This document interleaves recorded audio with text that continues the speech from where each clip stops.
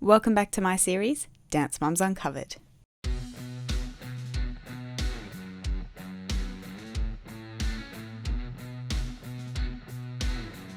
Over the years, it has become apparent that not all of the mother-daughter relationships featured on Dance Mums were perfectly healthy.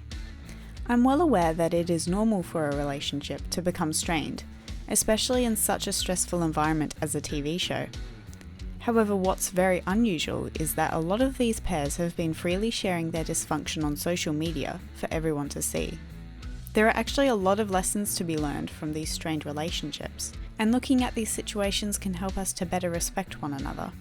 Because there was more to these mother-daughter relationships than the producers cared to show. Feel free to share your thoughts on the following evidence. First, let's look at Christi and Chloe. On the show, Christi and Chloe seemed to have a wonderful relationship. Christi was incredibly supportive, and every dispute they had was usually solved quite quickly. However, in recent years, their relationship has become quite strained. Chloe and Christi revealed on Instagram TV that the last year was quite rough for them. They actually went 2 months without talking to one another. Although they didn't share the reason for this, the way they spoke about each other on social media last year could be a contributing factor. When Chloe dyed her hair red last year, Christi told her followers that she didn't like it. She says that it made Chloe look old, but she guesses that a mother's opinion doesn't matter. Christi also stirred up controversy when she made a TikTok, which suggests that she tracks Chloe while she's in LA to make sure she's behaving.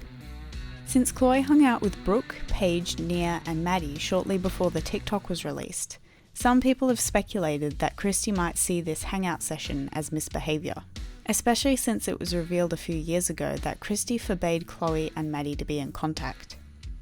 But as of right now, there has been no confirmation that this is what she was referring to. In the comments of this TikTok, Christi went on to claim that the video was just a joke. However, this doesn't make sense because she said in her podcast that Chloe sometimes threatens to take off location services because Christi keeps track of where she is. I'm just an overbearing mother who is a control freak. So my 19-year-old is always like, I'm going to turn off my location services so you have no idea where I am. And I'm like, are you kidding? I have other ways. Also in her podcast, Christi said that Chloe is sweet, but has a dark side and is a nightmare to her. She went on to say that Chloe's brain isn't fully formed and that she still needs a lot of help, even though she's very independent. At least after this, Christi admits that she is a control freak. She also says that she will always have a close relationship with Chloe, despite any of the issues they go through. She is torturing me to death because I think all 19-year-olds are slight nightmares for their parents, right? Like, Chloe's a great kid and she's very sweet, but don't let her fool you. She definitely has a dark side. As I tell her all the time, look, your frontal lobe isn't fully developed. You still need some guidance. I'm a super control freak and it makes me crazy, but I will always obviously have a close relationship with Chloe. Fortunately, they have some nice things to say about one another too. Christi admitted that Chloe is a great role model and says that she can learn a lot from her.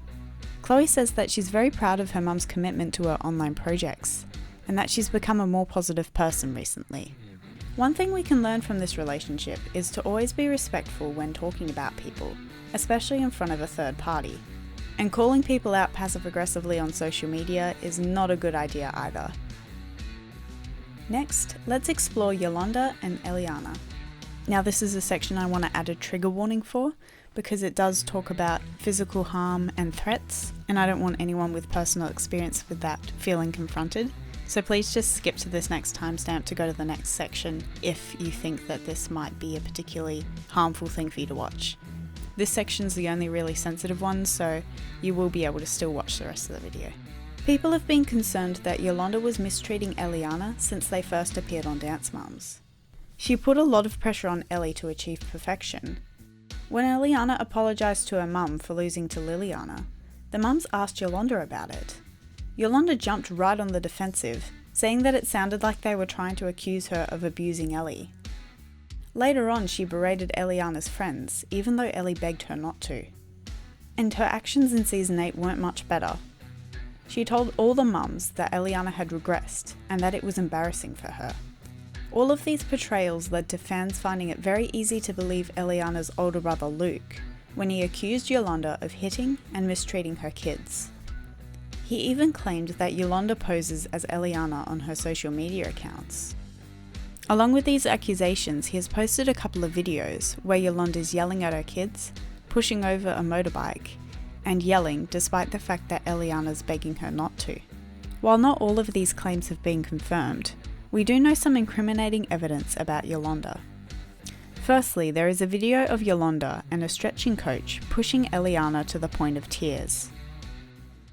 3. How many? I'm recording, so don't say how many. 4, 6, 7. Now try to lift up your arms and hold. Lift up. Oh. Although she's not the most trustworthy source, Abby has said on Instagram that Yolanda is living vicariously through Ellie. We also know that Elliana trained very, very hard when she was younger. When she did both cheerleading and dance at the same time, she would train for 35 hours every week. It was recently revealed that back in July, Yolanda was arrested because she was accused of domestic violence and criminal mischief for breaking property. I'm not so sure that she was actually formally charged with anything though. It's possible that it was her son who called the police to arrest her for these reasons. Whether she actually did them or not is still kind of up in the air, I guess. Elliana made a series of videos refuting the idea that her mum beat her. She instead claimed that her brother was the one who mistreated her. She admitted that her mum yells at her sometimes, but only a normal amount. Ellie said that her brother has been to jail multiple times, that he shoved her mum, and has threatened to end Yolanda's life. But like, she's never hit me, she's never abused me or anything like that. My brother actually did something really, really terrible to me when I was 5 years old and has continued to do it. My mom, of course, like, she's gonna yell at me, like, that's normal, so. He's been to jail multiple times. Last night he said he was like gonna kill my mom. He also grabbed my mom and like shoved her, which was not okay. Honestly, things just seem really chaotic over there, and I really hope that they can all stay as safe as possible.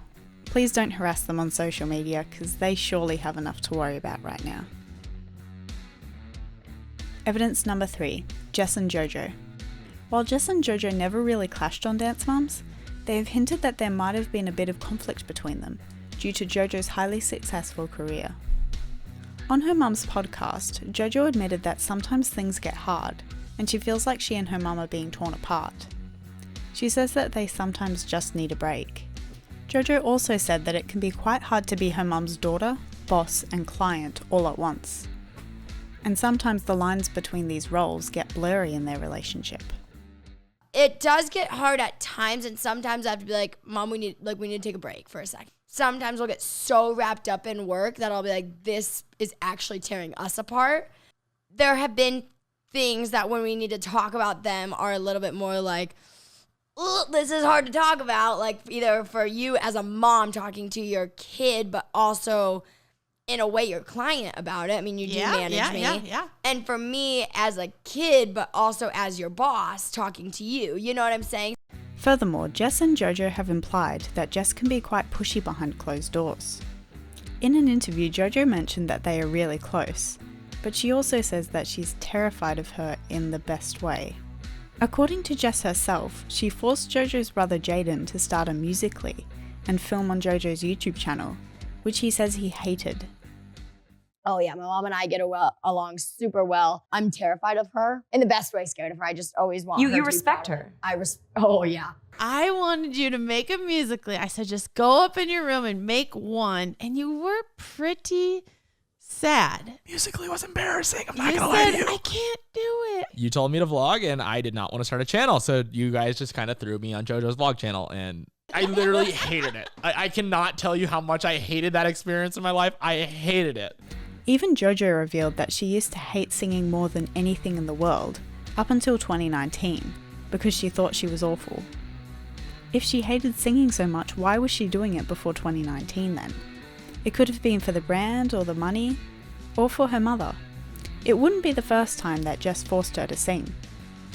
It was JoJo who claimed that she was forced to sing the national anthem live when she was 4 years old.